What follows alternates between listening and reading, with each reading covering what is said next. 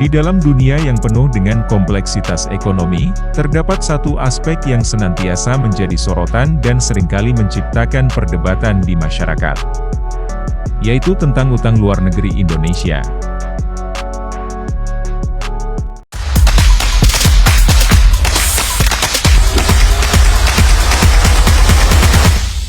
Selamat datang di Folder Bisnis. Pada video kali ini saya akan membawa Anda melintasi jalan panjang data dan informasi, untuk mengungkap secara detail dan mendalam realitas utang luar negeri Indonesia. Meskipun kerap kali dipolitisasi dan diperdebatkan, mari kita buka mata bersama-sama untuk melihat secara netral realitas ini.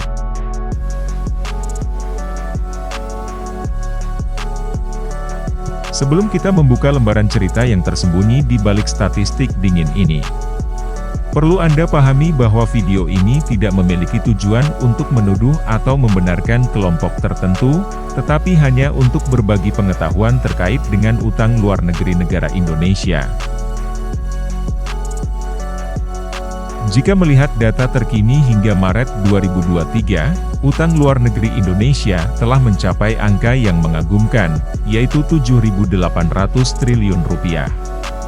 Pencapaian ini bukanlah sekadar angka belaka, ini berarti setiap warga Indonesia harus menanggung beban utang sekitar 28,8 juta rupiah.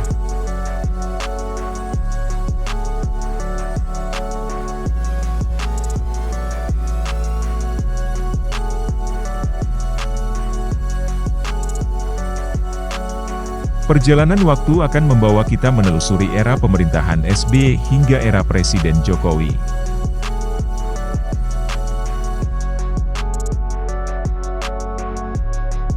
Dalam era Jokowi, utang negara melonjak pesat sekitar 5.000 triliun sejak 2014. Ini bukan angka yang bisa diabaikan, mengingat pada 2014 utang berada di angka 2.608 triliun rupiah. Data tersebut menunjukkan bahwa dalam kurun waktu 9 tahun, utang luar negeri Indonesia telah melonjak hingga 3 kali lipat. Pada era pemerintahan Presiden SBY, utang luar negeri Indonesia juga mencatat peningkatan yang sangat signifikan. Dari 1.298 triliun pada 2004, jumlahnya melonjak menjadi sekitar 2,68 triliun pada 2014.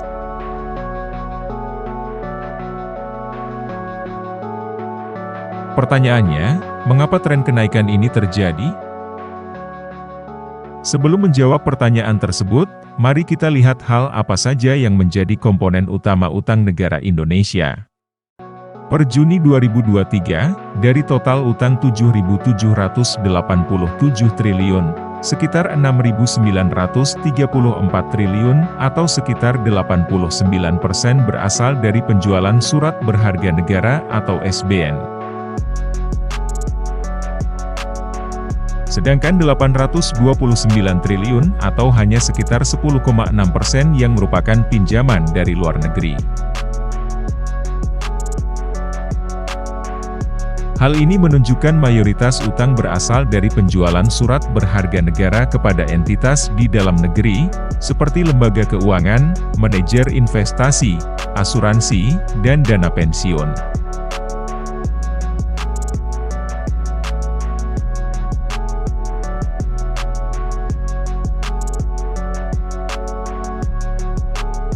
Apakah utang sebesar 7.800 triliun masih dalam batas wajar?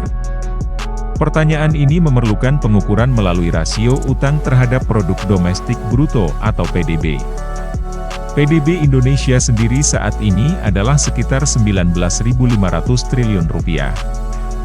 Dengan rasio 37,85%, Indonesia masih berada di bawah batas maksimal 60% yang diatur oleh undang-undang. Jika dibandingkan dengan negara-negara anggota G20, rasio utang Indonesia terhadap PDB masih tergolong rendah. Namun, jika dilihat dari trennya, rasio utang Indonesia mengalami peningkatan yang signifikan sejak tahun 2015, terutama setelah tahun 2020 dalam upaya pemulihan ekonomi pasca pandemi.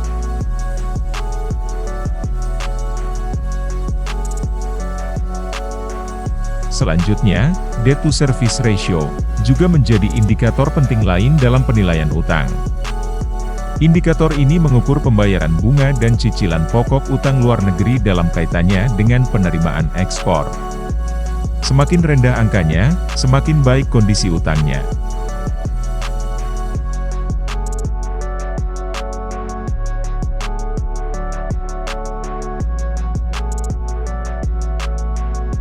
Data dari Bank Indonesia menunjukkan bahwa rasio utang terhadap penerimaan ekspor Indonesia terus mengalami penurunan selama 9 tahun terakhir. Dari 35% pada tahun 2016 menjadi 16,25% pada kuartal 1, tahun 2023, dengan fokus pada penjualan SBN dan menjaga stabilitas ekonomi dengan membatasi risiko fluktuasi nilai mata uang dan aliran keluar modal asing. Pemerintah berusaha mengurangi ketergantungan pada utang luar negeri.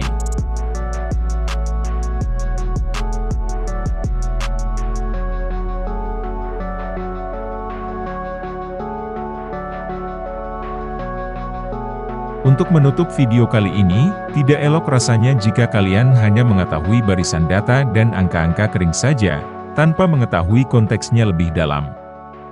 Pengelolaan utang negara adalah tantangan kompleks yang melibatkan banyak pertimbangan.